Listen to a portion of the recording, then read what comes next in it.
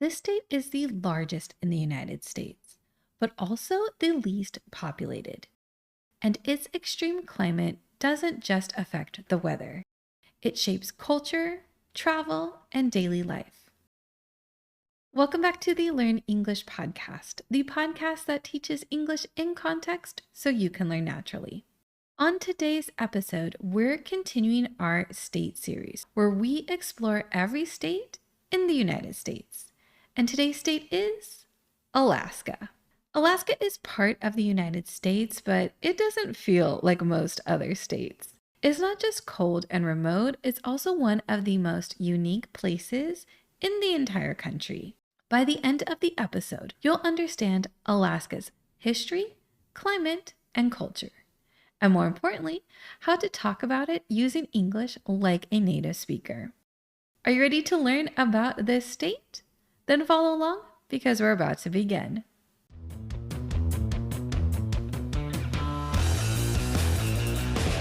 If you don't know where Alaska is located, it is in the far northwest corner of North America, and it's actually separated from the rest of the United States by Canada.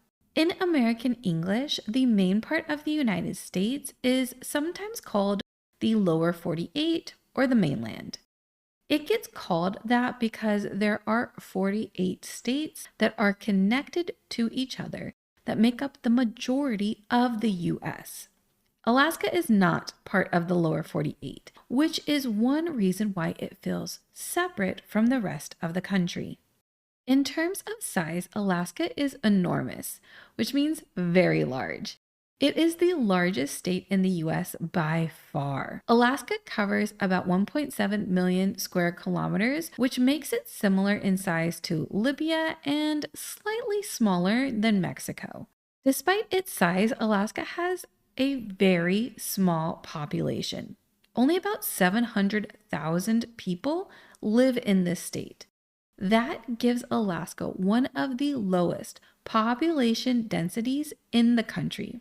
Population density refers to how many people live in a given area. Alaska's low population density means that the state has a lot of open space. In terms of the economy, gross domestic product, or GDP, refers to the total value of goods and services produced in a place each year. Alaska's GDP is roughly $65 to $70 billion, which is similar to countries like Slovenia or Bolivia.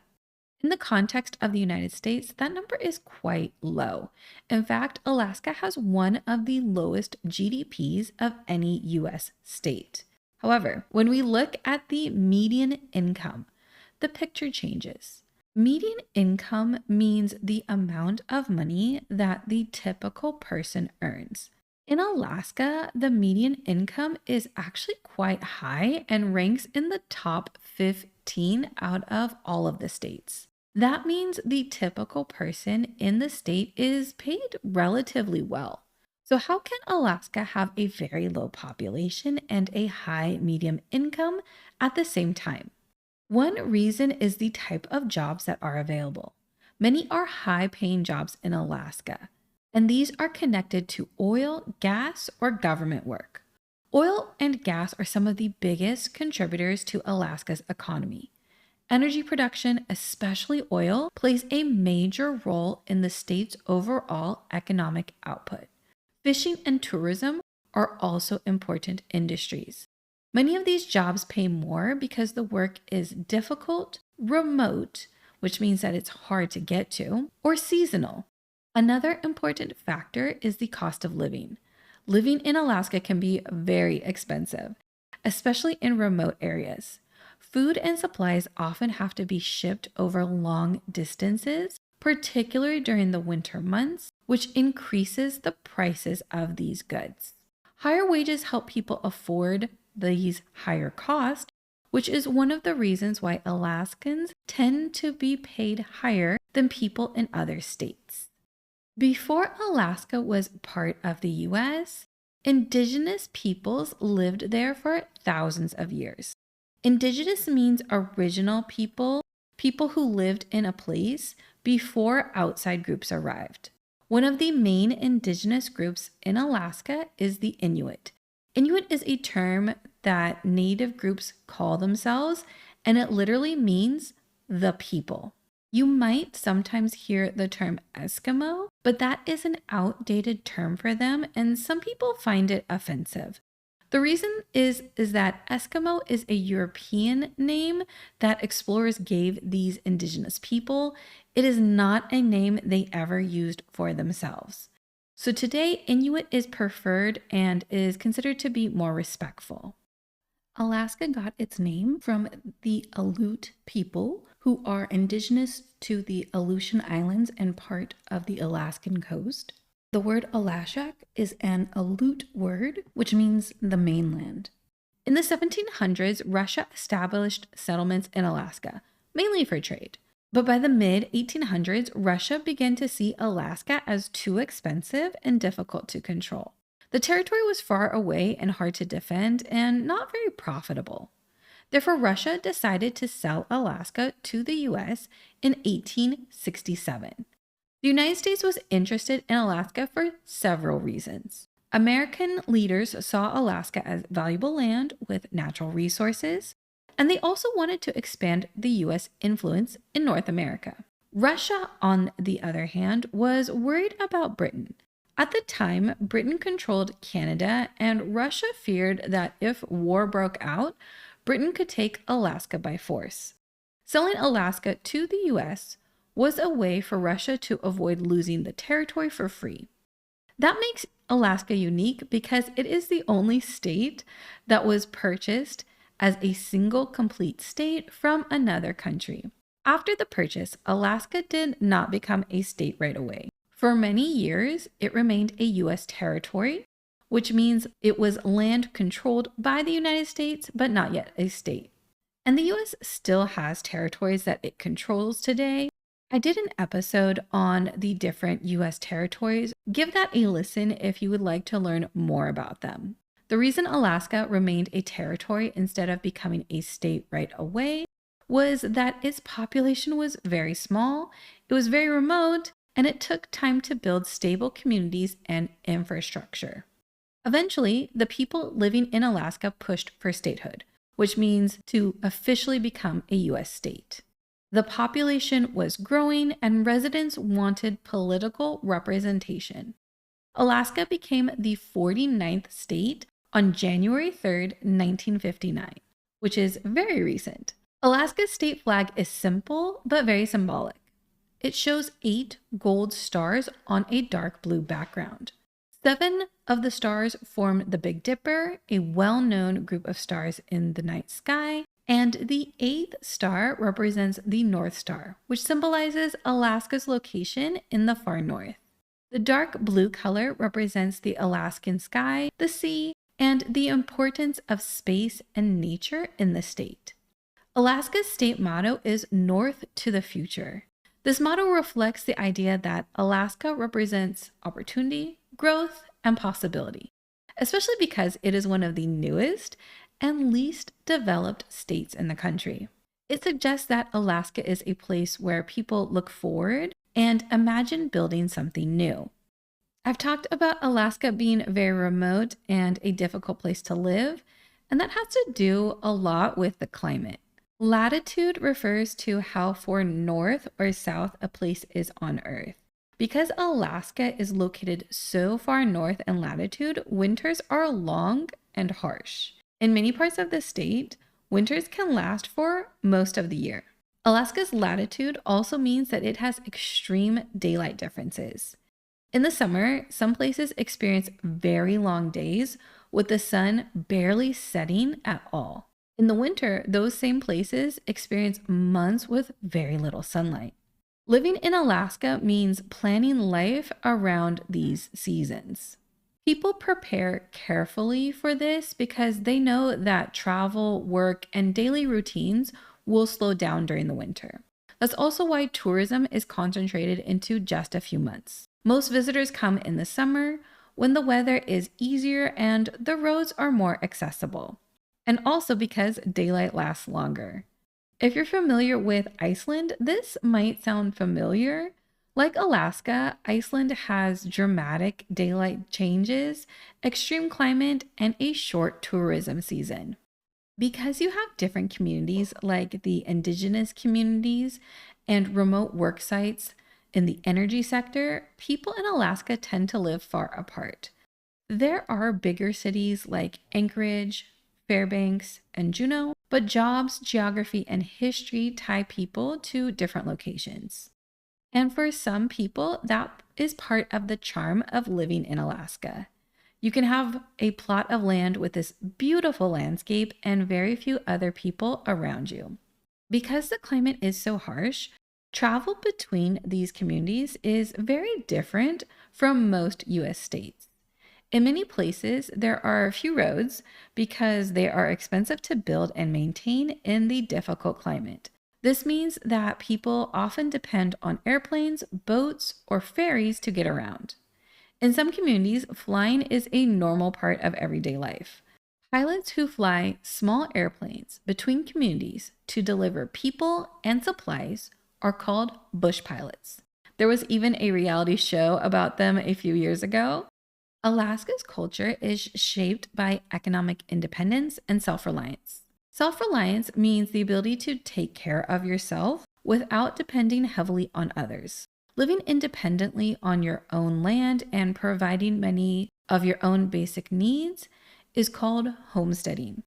Alaska has a strong culture of homesteading, and you can find channels on YouTube and on social media from people who live this homesteading lifestyle. If you watch these homesteaders, you might hear them say that they are living off the grid, which means that they are not connected to public electricity, water, or gas systems.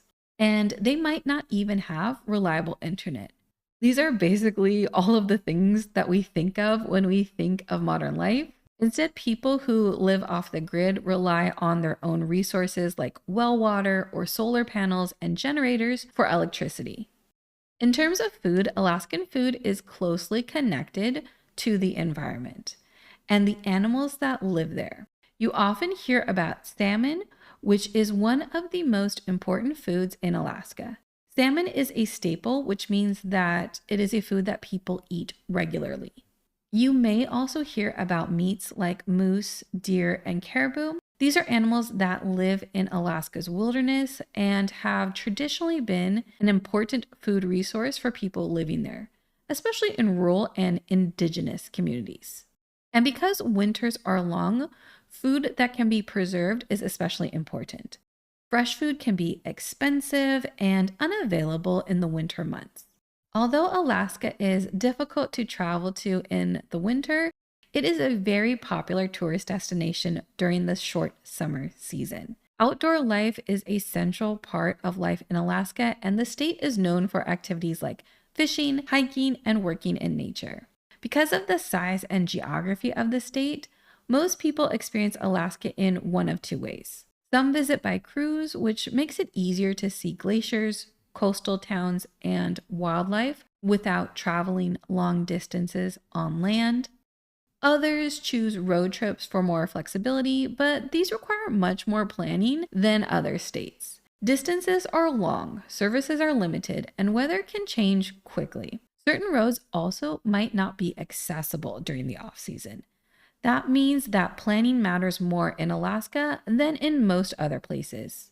Knowing where you're going, how you'll get there, and when to travel is very important so you don't get stranded.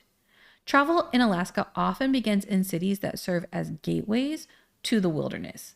Anchorage is the largest city in the state and a common starting point for travelers. It offers access to nature while still feeling like a modern city. Juneau is the capital of Alaska and is known for glaciers, hiking trails, and whale watching. It is also unusual because it cannot be reached by road. Instead, you have to fly in or arrive by boat.